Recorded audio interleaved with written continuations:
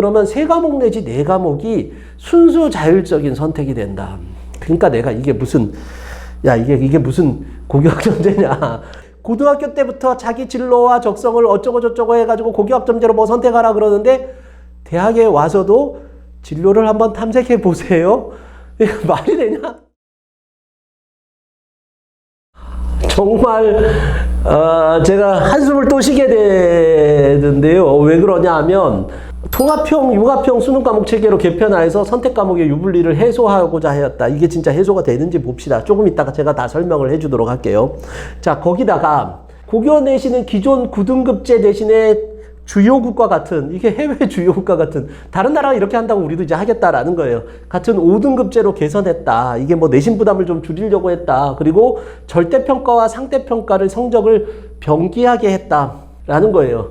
그러니까 자, 우리 복습해 봅시다. 아까 뭐라 그랬냐면 고교학점제는 이렇게 된다라고 했어요. 여기에 절대평가가 들어간다라고 했어요. 공통과목만 빼고. 2022년도에도 그랬었죠. 82학점만 그렇게 한다라고 했는데 뭐라고 되어 있냐면 다 넣겠다는 거야.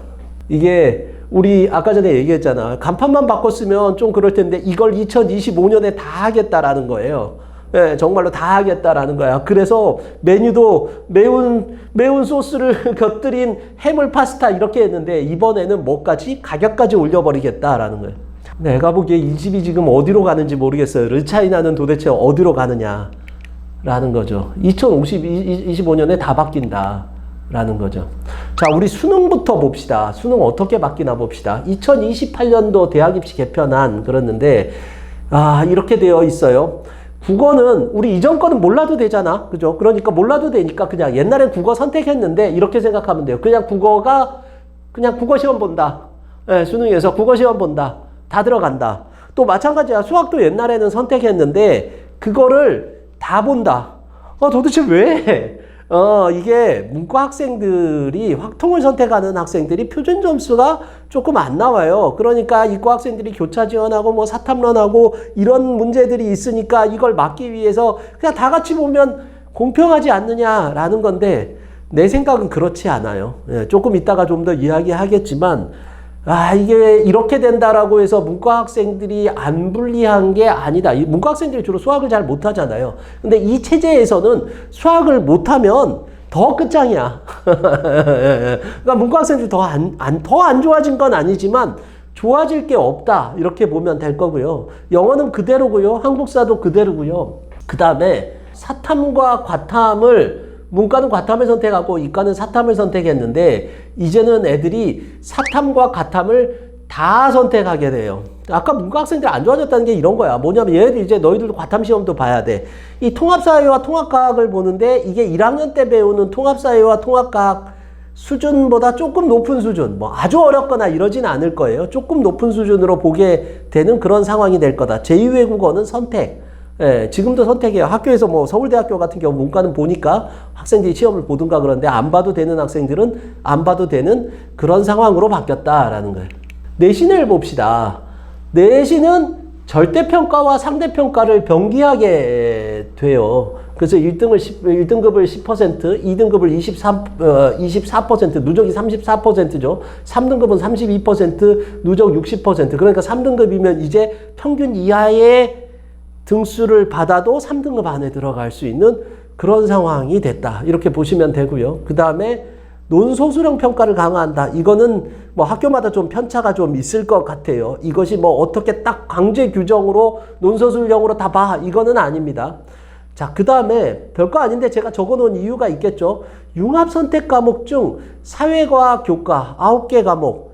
다시 2022년도 제 지금 동영상을 봤던 거에 대한 부분들을 다시 거꾸로 휘리릭 올라갑시다. 아까 전에 제가 동그라미를 쳐놨죠. 이것 때문에 동그라미를 친 거야. 상대평가 석차 등급을 기재하지 않는다. 그러니까 얘만 절대평가로 하고 모든 과목을 다 상대평가로 하게 된다라는 거예요. 이러고 나서 뭐라고 하냐면 여기 보니까 보도자료에 이렇게 돼 있더라고요. 입시와 관련된 가짜뉴스 불안 마케팅에는 적극 대응할 계획이다 라고 하는데 도대체 누가 불안을 웃음밖에 안 나온다 진짜. 자, 아무튼 그래서 2028년도 대학 입시 개편안 결론 봅시다. 많은 입시 전문가들이 그렇게 이야기를 해요. 내신 부담이 줄었다. 그리고 또 어떤 경우는 다 이렇게 무조건 다 1등급 받지 않으면 인서울 못한다. 뭐 이런 얘기들도 하고 그러는데 일단은 사실이 아니에요. 예, 내신 부담이 줄기는 줄었죠. 왜냐면 10%까지 1등급이니까 줄은 것처럼 보이지만 2028년도 개정안에 의하면, 확정안이라고 합시다. 확정안에 의하면 입시 부담은 전혀 줄지 않았다. 왜냐하면 다 잘 봐야 되는 거야. 골고루 다 잘 보기가 더 힘들어요, 사실은. 그런 점에서 보면 내신 부담이 좀 더 커졌다. 내신 대비 과목이 훨씬 많아졌다. 그리고 3학년 때도 내신 지옥이 될 수밖에 없다라고 했는데 이건 조금 좀 다를 수 있어요. 예, 조금 다를 수 있는데 왜 제가 그런 이야기를 하냐면 교육부에서는 사과융합에 대한 부분들 지나치게 많이 편제하는 편제표를 규제하겠다라고 했는데 지금 아마 중3 학부모님들은 이 내용이 지금 무슨 내용인지 잘 모를 거예요. 지금 고등학교를 보면 어떻게 하냐면 이과 학생들의 경우에요. 문과 학생들도 약간 그런 경향도 있죠.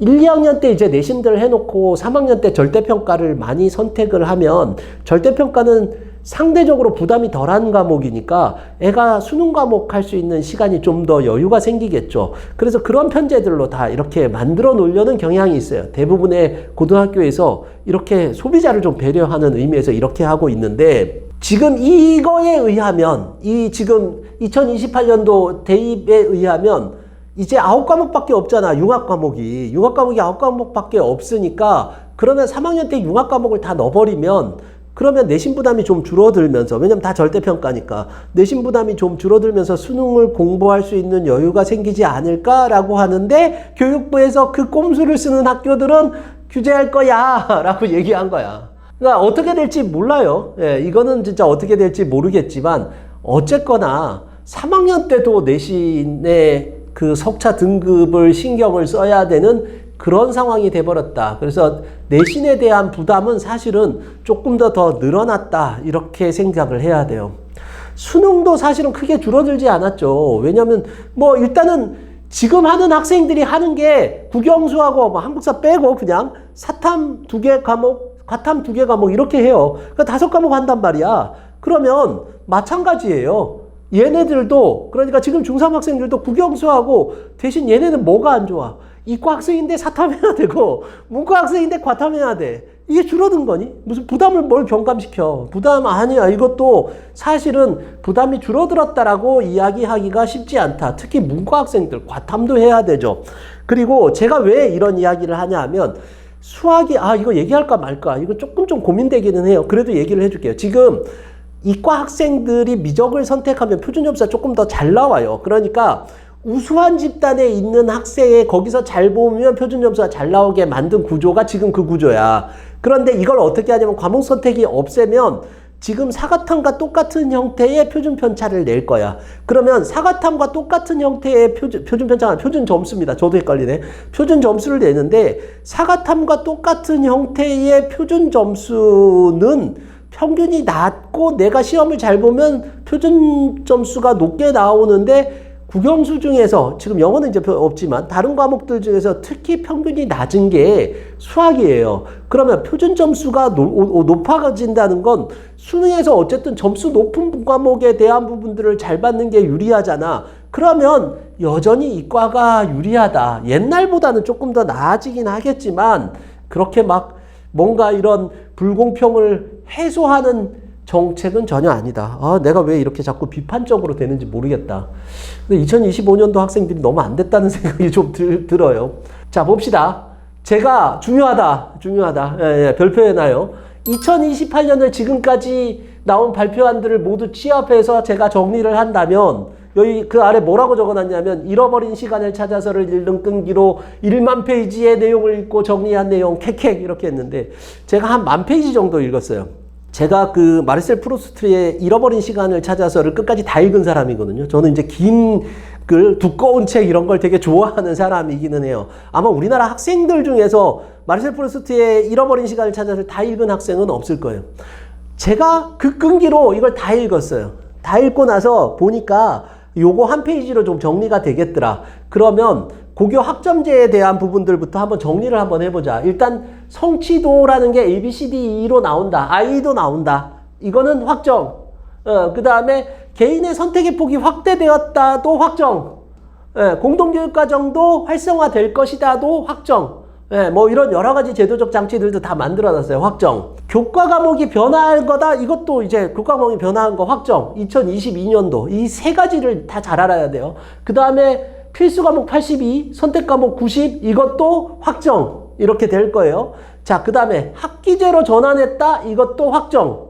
그러니까 이제는 예를 들어서 1학기 거치고 2학기 거쳤는데 특별한 경우가 아니면 한 학기에 다 끝내라 라는 거예요. 이거 가지고도 또 뭐 많은 얘기가 있어요. 생기부에 대한 부분들을 좀 더 비중이 높아지고 신경 써야 된다 그러는데 그냥 신경 쓰지 마. 큰 차이 없어. 큰 차이 없어. 그런 거에 자꾸 현혹되지 않았으면 좋겠어요. 자, 그 다음에 자동봉진에서 자동진으로 생기부가 변화됐다. 이것도 확정. 뭐 이것도 막 큰 의미 부여하는데 큰 의미는 없어. 그냥 봉사활동이 그리로 들어간다는 거야. 자, 그 다음에 5등급제 내신 수능. 이런 거 이게 정말 크지. 자, 그래서 이거는 확정. 자, 그 다음에 내신의 석차 등급이 변기된다. 2028로 인해서 얘네들께 와르르 무너지고 확정. 자, 그 다음에 수능에서 국영수의 단일 과목화. 이것도 확정이야. 이제는 뭐 국어에서 뭐 선택하냐, 언매를 선택하냐, 화작을 선택하냐 이런 거 없다. 확정. 자, 그 다음에 수능에서 통합사회와 통합과학에 대한 부분들도 확정. 이거 다 봐야 된다. 확정. 그리고 뭐 더 다른 확정된 것들이 있는데 이 정도가 확정이다 이렇게 생각하면 되는데 더 남은 것들은 대학에서 발표하는 전형계획안이 남아있어요. 그래서 입시 전문가들이 그런 얘기해요. 지금 아무것도 결정한 게 없다. 대학에서 결정해야지 뭐 이러는데 아니에요. 꽤 많은 게 결정이 됐어요. 이거는 확실하게 알고 있어야 되고 얘 때문에 좀 바뀌는 것도 있어요. 그것도 제가 뒤에 가서 조금 더 예측을 한번 해보도록 하겠습니다. 자, 이제 아주 중요한 거죠. 우리 그럼 어떻게 해야 되냐? 우리 어떻게 해야 되냐? 봅시다. 일단 첫 번째, 여전히 국영수를 잘해야 된다. 예비 중3, 예비 고1이죠. 예비 고1 학생들이 들어가서 제일 신경 써야 될 게 국영수예요. 여전히 지금도 이수 단위수가 어느 학교든 가장 많을 수밖에 없어요. 그러니까 비중이 제일 높다는 거야. 내신 비중 중에서. 그러니까 국영수를 잘 못하면 예를 들어서 과탐은 내가 뭐 이 과목을 잘 못했어. 그럼 다밖에 안 하면 돼. 근데 국영수는 매 학기마다 있을 거예요. 지금 개편된 데도. 그러니까 이거 잘해야 돼요. 또 여전히 국영수를 잘해야 되지만 수학은 더 잘해야 돼. 문과 학생들도 수학을 더 잘해야 돼. 이게 왜 그러냐 하면 수학은 내신과 수능과의 연계성이 되게 높아요. 그러니까 내신 잘하는 학생들이 수학 잘해요. 저 수능도 잘 봐요. 국어는 막 이런 경우 있어. 보면 내신은 되게 잘 나오는데 수능은 잘 안 나오고 이런 학생들이 있어요. 왜냐면 국어를 암기 과목으로 공부해도 돼. 1, 2학년 때는. 그랬던 학생들이 이제 고3 되면 망하지. 그런데 수학은 좀 그렇지 않아요. 보면 그냥 원래 수학 잘하면 수능에서도 잘해요. 그러면 뭐 해야 되겠니? 내신에서 수학을 잘해야 돼. 그리고 내신에서 수학을 잘하면 수능에서도 수학을 잘하지. 수능에서도 수학을 잘하면 표준 점수가 높지. 대학 가는데 유리하지. 수학은 여전히 매우 중요하겠구나. 이렇게 생각하면 될 것 같고요. 3번 봅시다. 이제 그러면 애들이 선택을 하는데 석차가 변기가 되잖아.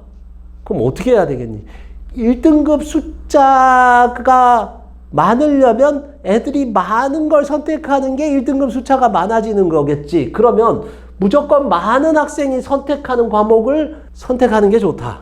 야, 그러면 이게 무슨 고교학점제냐. 그죠. 실제로 보통 과목 편제를 보면 고교학점제가 약간 좀 절망적인 느낌이 좀 들어요. 왜냐면 이게 이것까지 얘기하면 좀 그러니까 한번 이거 되게 복잡하잖아. 내가 다 설명해 줄게요. 이게 뭐냐면 핑크색 얘는 수능에서 나오는 거야. 얘네는 수능에서 나오는 거야. 수능에서 나오는 거고 노란색은 석차 등급이 안 나오는 과목이에요. 자, 봐봐라. 그러면 이제 하나씩 설명해 줄게요. 필수 과목은 82학점이야. 얘는 필수야, 필수. 얘는 필수야. 82학점이야. 뭐 창의적 체험 활동 한다고 쳐. 18학점 하겠지, 그죠? 자, 그 다음에 수능에서 나오는 국영수가 8과목. 무슨 얘기냐면, 얘네는 안 하고 넘어가긴 좀 그렇잖아. 화법과 언어, 독서와 작문 해야 될 것 같아. 문학도 해야 될 것 같아. 대수, 미적분, 확률과 통계 해야 될 것 같지 않니? 벌써 영어 1, 영어 2 해야 될 것 같잖아. 선택이지만 얘네는 선택 과목이에요. 선택이지만 그 눈에 안 보이는 필수 과목 같은 그런 느낌이 들잖아요. 그죠? 그러니까 얘네들 해야 돼. 자, 그러면 어떻게 되니? 134학점이 되지. 거기다가 사과탑 6과목 정도는 해야 돼. 학교에서 정하는 것들에 대한 부분들 봐봐. 여기 봐봐라. 이거는 그냥 봐봐. 물리, 화학, 생명, 지구과학 중에서 그래 2과목 하는 학생도 있겠지만 한 3과목 하는 게 좋겠지.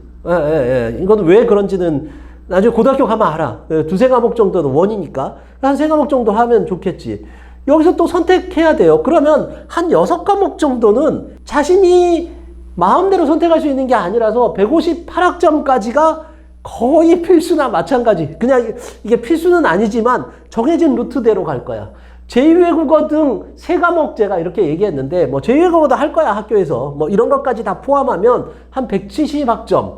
그 다음에 수능 대비용 융합 3과목 제가 이렇게 이야기를 했는데 이게 무슨 얘기냐 하면 고3이 되면 어쨌든 절대평가, 얘네가 절대평가 나온다고 아까 얘기했었던 거 잘 기억해야 돼요. 얘네는 절대평가로 나온다 그랬잖아요. 이거 한 3과목 들어야 돼요. 그러면 182학점이 돼요. 그럼 학생이 총 이수해야 될 192학점에서 182학점을 빼면 10학점 정도 되네요. 그러면 3과목 내지 4과목이 순수 자율적인 선택이 된다. 그러니까 내가 이게 무슨 이게 무슨 고교학점제냐 라는 이야기를 하는 거예요. 그래서 고교학점제를 따라갔다는 망한다 라는 얘기예요. 그럼 지금까지 왜 도대체 고교학점제 얘기하고 2022년도 얘기했냐? 제가 얘기한 이유가 그거예요. 자꾸만 더 많은 정보를 알려고 하지 말라는 거예요. 더 정확한 정보만 알면 되는데 많은 정보를 받으면 뭔가 거기서 뭘 더 해야 될 것 같은 그런 생각이 자꾸 든단 말이에요. 그러다가 보면 오히려 더 망해요. 자꾸만 이런 불안 심리에 대한 부분들에서 그러지 말고 아까 제가 얘기했듯이 이제 내신 우리 여기까지 했지. 뭐냐면 많은 학생들이 선택하는 걸 꽤 많이 선택을 해야 돼요. 자, 여기까지 3번인데 여기부터 중요한 부분들이 있어요. 뭐냐면 4번을 보세요. 그렇지만 전공과 관련된 과목은 무리해서라도 3과목 이상을 수강하는 것이 좋다.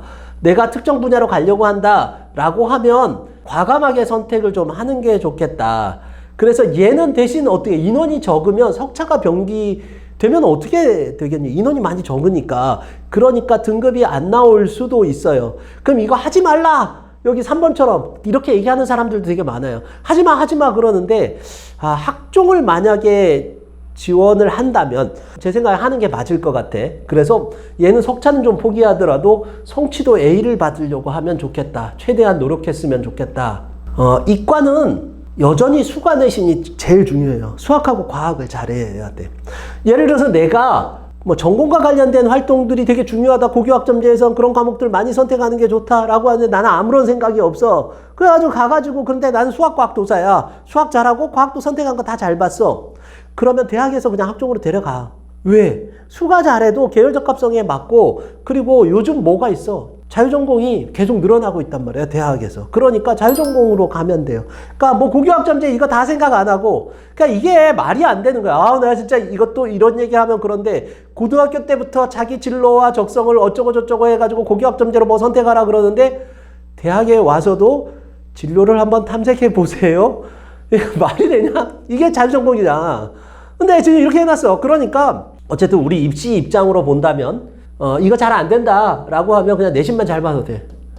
내신만 잘 받고 그냥 단 수가 잘하면 자유전공으로 가면 된다. 자, 내신 비중이 더 높아졌다. 매 학기마다 피말리는 내신이 될 거라 내신 올인을 해야 돼요. 이게 소비자 입장으로 본다. 학생 입장으로 본다면 야 이거 내가 그래 10%니까 나는 8% 안에까지만 들어야 되니까 4% 안에 들어가는 이전보다는 공부를 덜 해야지 라는 학생은 없어요. 내가 퍼센트까지 예측하고 그렇게 공부할 수 있는 상황은 없으니까 내신 부담은 여전한데 과목이 내신 부담이 여전한데 과목 수는 더 늘어났으면 내신 부담은 더 늘어난 거야. 그럼 언제가 중요하니? 방학 때가 중요해요. 내가 보니까 이 선택한 과목에 대한 부분들의 등급이 잘 안 나올 것 같다면 방학을 잘 활용해야 된다. 그래서 방학을 어떻게 보내느냐도 매우 중요해졌다. 그래서 1학년 때는 공통 과목이잖아. 근데 뭐 1학년 때 올라가가지고 무슨 전공을 어떻게 하고 고교학점제니까 내가 뭘 선택하고 뭐 전략을 어떻게 세우고 이따위 하지 마. 뭐 그래서 지금 뭐 편제표 보고 뭐 어떻게 하라 이런 얘기들 되게 많이 나오는데 제가 고등학교 이 얘기 조금 이따가 할게요. 그거 중요한 게 아니라 가서 그냥 내신 올인해가지고 이거 1등급 받는 게 제일 중요해요. 어디를 가든 내신에 올인하는 게 제일 중요하다. 왜냐하면 1학년 때는 다 공통 과목 할 거예요. 뭐 별로 학교별 차이가 없어. 그러니까 그냥 오로지 내신만 해라. 2학년 때는 1등급을 받거나 혹은 A를 받으려고 노력한다. 이 A는 뭐냐면 전공과 관련된 과목이에요. 이렇게 노력하면 좋겠다. 이것도 어느 정도 받아야 될지에 대한 부분들도 제가 뒤에서 이야기를 하도록 하겠습니다. 수능 대비 어떻게 해야 되냐? 뭘 어떻게 해야 돼? 내가 맨날 하는 얘기가 그거예요. 수능 대비 그냥 열심히 하면 돼요. 그게 최고야.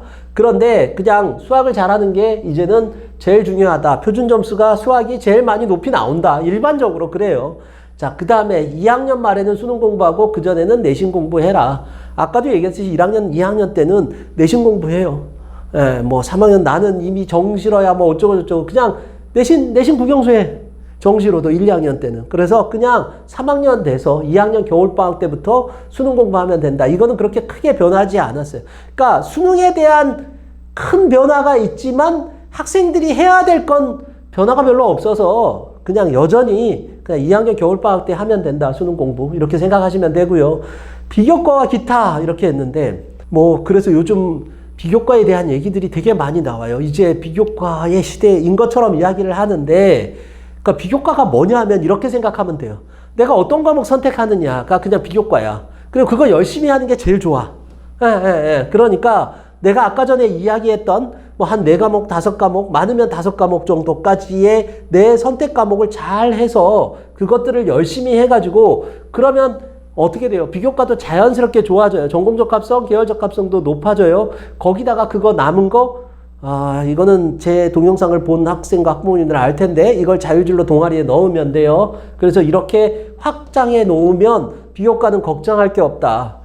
자, 그리고 내신 추이에 따라 과목 선택을 바꿔갈 수 있는 유연성이 필요하다라는 건데 이거는 제가 교육대 기자 TV 거기 나가서도 이야기한 거예요. 뭐라고 이야기를 했냐면 내신은 빛과 같고 비교과는 거북이와 같다 이런 얘기를 했어요. 이 얘기가 무슨 얘기냐 하면 내 나오는 내신에 따라서 내 방향을 바꾸는 거예요. 이거 미리 알고 있으면 되게 좋을 거야. 내가 봤는데 수학이 잘 안 나왔어. 그러면 학종으로 수학과 가면 안 되지. 넣으면 안 돼요. 그럼 바꿔야지. 내가 보니까 시험을 봤는데 물리가 안 나왔어. 보니까 수학, 과학 다 성적 안 좋아. 그러면 공대 가면 안 되지. 바꿔야 돼요. 그럼 뭐 보고 내가 비교과나 선택 과목이나 이런 걸 선택하는 게 제일 좋아요. 내 성적 보고 내 미래를 바꾸면 돼요. 제가 이 얘기를 했더니 아우 저렇게 교육적으로 안 좋은 걸 이야기하는 인간 같으니라고 어쩌고 하는데 어쩔 수 없다. 사교육의 괴수라 내가. 어쩔 수 없다.